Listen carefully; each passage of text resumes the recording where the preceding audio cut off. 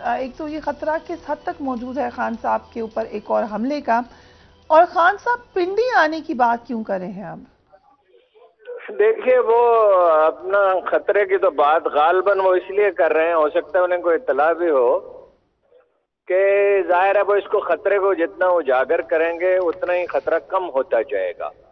जब वो ये बार बार कहेंगे तो जाहिर है अगर कोई प्लानिंग कर रहा है तो वो डरेगा कि भाई अवाम का गैज़ो गज़ब का भी उसे सामना करना पड़ेगा, एक मुसीबत खड़ी हो जाएगी।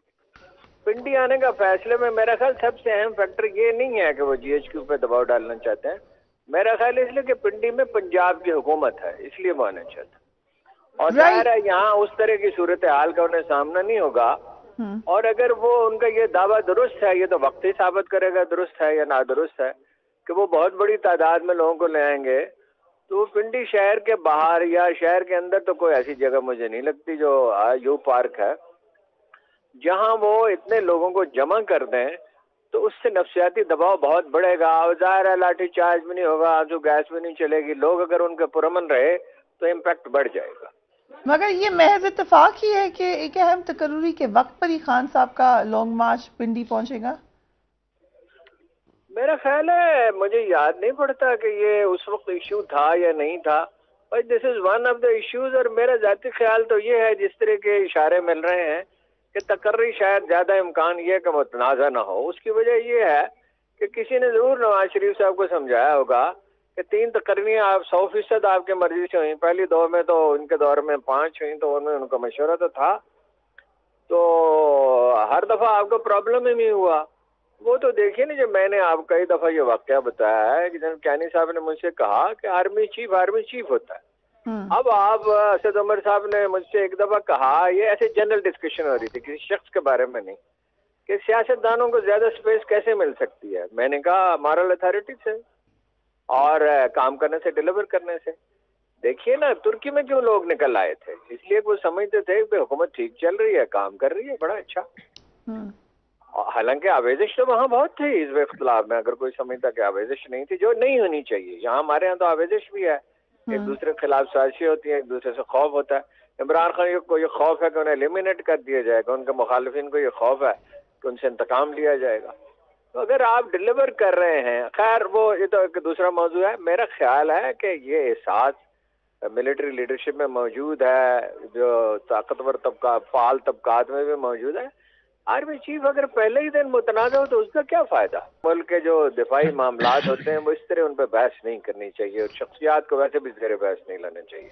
आपने ट्वीट की है इस्लामाबाद और रावलपिंडी के ताल्लुकात पहले से नहीं, तफसील जल्द सामने आएगी। क्या हुआ ताल्लुकात को?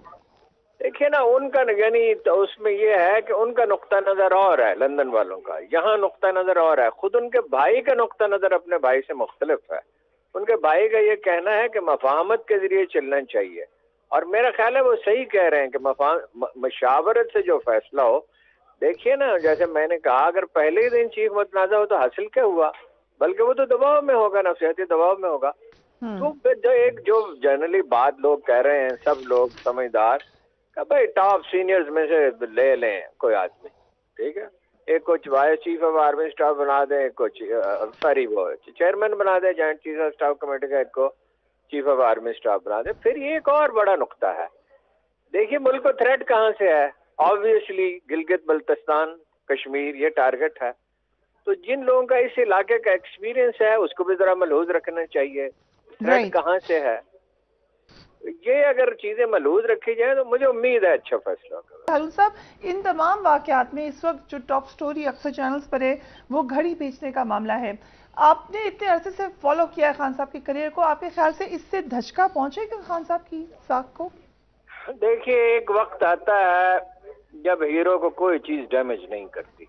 पहली बात तो ये है कि अगरचे उन्हें नहीं लेनी चाहिए थी घड़ी, वो उन्होंने ली। उन्होंने कहा सड़क पे पैसे खर्च कर दिए, फलां चीज़। वो मुसलसल शिकायत कर रहे थे मेरी तनख्वाह बहुत कम है।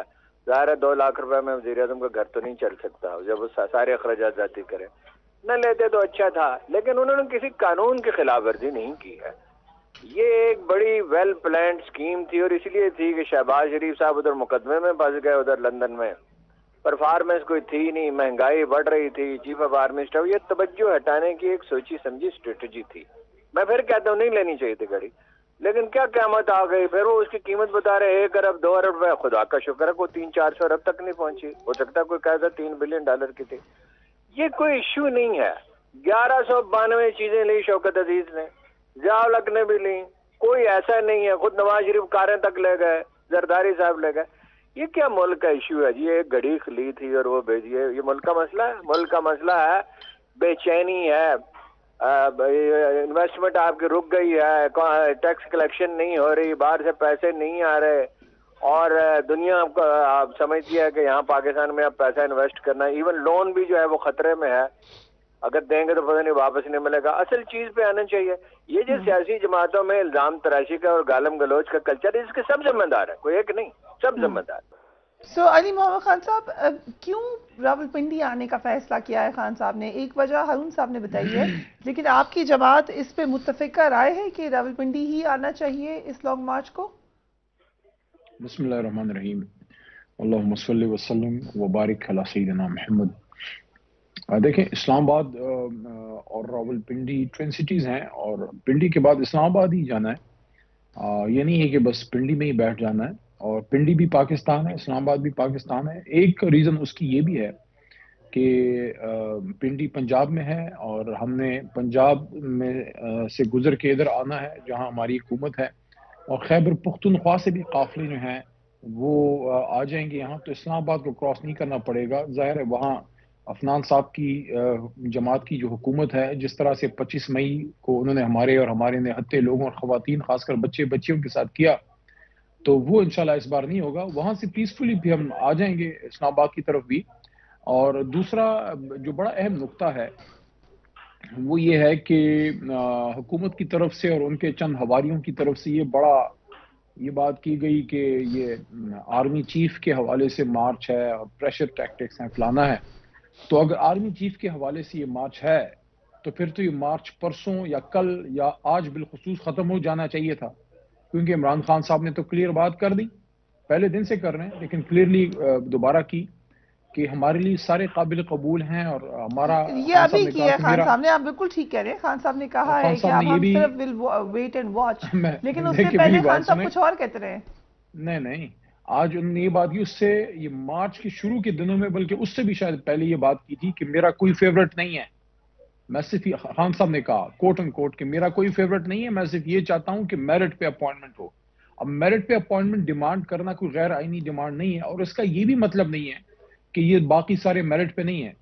صلاحیت سب میں ہوتی ہے. یہ ہارون رشید صاحب بیٹھے ہیں، یہ میرے سے بہت بہتر اس کو جانتے ہیں کہ جو لیفٹننٹ جنرل کے عہدے پہ پہنچتے ہیں ساروں میں صلاحیت ہوتی ہے، لیکن مختلف حالات میں کسی کی صلاحیت کسی خاص چیز پہ اسپیشلٹی ہوتی ہے، اور کوئی ان میں زیادہ بہتر بھی ہو سکتا ہے. تو وہ پھر رسپانسبلٹی آتی ہے پی ایم پہ، وزیر اعظم پہ، کہ ان میں سے ان بہتر لوگوں میں سے بہترین کی وہ سلیکشن کرے. اب اچھا، یہ جب بات آ گئی ہے، عمران خان صاحب نے جب کہہ دیا کہ میرے لیے سارے قابل قبول ہیں اور میرا کوئی فیورٹ نہیں ہے، تو پھر تو مارچ کو ختم ہو جانا چاہیے. مارچ تو چل رہا ہے. اس کا مطلب ہے کہ مارچ کے مقاصد کچھ اور ہیں. مارچ کے اغراض و مقاصد سمپلی یہ ہیں کہ یہ امپورٹڈ حکومت جو ہے یہ فیصلہ سازی میں جلدی کرے اور الیکشن کی طرف ہم جائیں. اور یہ ملک افورڈ نہیں کر سکتا اس امپورٹڈ رجیم کے ساتھ اگلے اکتوبر تک ویٹ کرنا. ہمارا یہ خیال ہے کہ ہمیں ارلی الیکشن کی طرف جانا ہے، ابھی بھی کافی لیٹ ہو گیا ہے. تو بیسک مقصد ہمارا وہی پولیٹیکل ہے. یہ الزام خود ہی ختم ہو گیا جب عمران خان صاحب نے یہ بات کر دی کہ ہمارے لیے سارے قابل قبول ہیں، کوئی ان کا فیورٹ نہیں ہے اس میں. رائٹ. سو ڈاکٹر عفنان، یہ تو اچھی خبر ہے کہ پی ٹی آئی تو کہہ رہی ہے کہ ہمارا تو اس میں اب کوئی سٹیک نہیں ہے، جو بھی ہوگا میرٹ پہ ہونا چاہیے. لیکن آپ لوگوں کو کیوں وقت لگ رہا ہے؟ جب پرائم منسٹر گئے لنڈن تو ایک تاثر یہ تھا کہ یہ مشاورت وہاں پر ہو جائے گی. اس کے بعد آبویسلی وہ آ کے بیمار بھی ہیں، ان کو کووڈ ہو گیا ہے. لیکن آئندہ دنوں میں کتنا وقت لگنے جا رہا ہے اس کو فائنلائز کرنے میں؟ جی بسم اللہ الرحمن الرحیم. دیکھیں، جو اس کا ٹریڈیشن ہے آرمی چیف کی اپوائنٹمنٹ کا، وہ یہی رہا ہے کہ 3rd ویک آف نومبر میں سمری موو ہوتی ہے اور لاسٹ ویک آف نومبر میں اپوائنٹمنٹ ہوتی ہے، اراؤنڈ 25 آف نومبر. تو اگر آپ اس ٹریڈیشن کو سامنے رکھیں تو وہی ڈیٹس مور اور لیس. یہ نواز شریف صاحب کا ٹریڈیشن ہے، دس از ہز ٹریڈیشن. ویسے تو ہو سکتی ہے، پہلے بھی ہو سکتی ہے، لیکن نواز شریف سنس 2008 نومبر تو یہی چل رہا ہے جب سے مشرف صاحب گئے تھے. تو اب اس کے بعد جو ہے وہ کسی اور کی حکومت بھی نہیں رہی، اور ظاہر ہے عمران خان صاحب نے ہمارے جو انہی کو ری اپوائنٹ کیا تھا، ٹھیک کہہ رہی ہیں آپ۔ اب جہاں تک بات رہے گی کہ جی یہ ان کو کوئی اعتراض نہیں ہے آرمی چیف کے اپوائنٹمنٹ پہ، تو یہ بہت دفعہ بیک اینڈ فورتھ ہو چکے ہیں اس معاملے پہ۔ انہوں نے کہا یہ ایسے بندے کو لانا چاہتے ہیں جو ان کی کرپشن معاف کر دے گا، جو ان کو فیسیلیٹیٹ کرے گا، جو ان کو جو میرے خلاف جھوٹے مقدمے مجھے اندر کروا دے گا۔ مطلب ایک دن یہ کہتے ہیں، اگلے دن یہ کہہ دیتے ہیں کہ جی یہ ہمیں کوئی مسئلہ ہی نہیں ہے۔ میرا ذاتی طور پہ خیال یہ ہے کہ جو بھی آرمی چیف لگے گا، یہ اس کو جب وہ لگ جائے گا اس کے بعد اس کو متنازع نہیں بنائیں گے۔ آپ کو یاد ہوگا جنرل باجوہ کی اپوائنٹمنٹ کے ٹائم پہ بھی ایک تنازع کھڑا ہوا تھا، مگر ان کے لگنے کے بعد سارے تنازع جو ہیں وہ سیدھے ہو گئے تھے۔ تو اس دفعہ بھی جب آرمی چیف لگ جائے گا تو اگر کوئی تنازع ہوا بھی کسی کے دماغ میں تو وہ ویسے ہی نکل جائے گا۔ انٹرسٹنگ۔ تو اور جہاں تک بات رہے گی ان کے لانگ مارچ کی، دیکھیں مجھے آپ یہ بتائیں کہ یہ اتنے جو ہیں یہ مطلب کہ یہ سمجھتے ہیں کہ اس ملک کے لوگ بیوقوف ہیں کہ یہ جو ہے ہمیں امپورٹڈ گورنمنٹ کہیں گے اور ساتھ ہی امریکہ سے کہیں گے کہ ہم آپ کے بڑے اچھے تعلقات چاہتے ہیں۔ بھائی امریکہ نے آپ کے خلاف سازش کی، ہم تو ہینڈلر تھے، تو جو ہمارے خلاف جو ہے آپ کہہ رہے ہیں کہ جی ہم امپورٹڈ ہیں اور امریکہ سے ہمیں اچھے تعلقات چاہیے، یہ کچھ کا سر پیر ہے؟ بھئی آپ کی امپورٹڈ گورنمنٹ والی ساری حقیقی آزادی مارچ کی تو جنازہ اس دن عمران خان نے خود نکال دیا اپنے انٹرویو کے اندر کہ میں تو بڑے اچھے تعلقات چاہتا ہوں۔ تو بھئی یہاں تو آپ اب فیصلہ کریں کہ آپ اچھے تعلقات چاہتے ہیں یا نہیں چاہتے، یا آپ کی خلاف کس نے سازش کی کس نے نہیں کی، اس کے بعد پھر آپ ہینڈلرز کو کچھ کہہ سکتے ہیں نا، ٹھیک۔ باقیوں کو تو آپ اس طرح نہیں لتاڑ سکتے۔ اور ان کا لانگ مارچ پہلے بھی ناکام ہوا تھا اور آنے والے دنوں میں بھی انشاءاللہ ناکام ہی ہوگا۔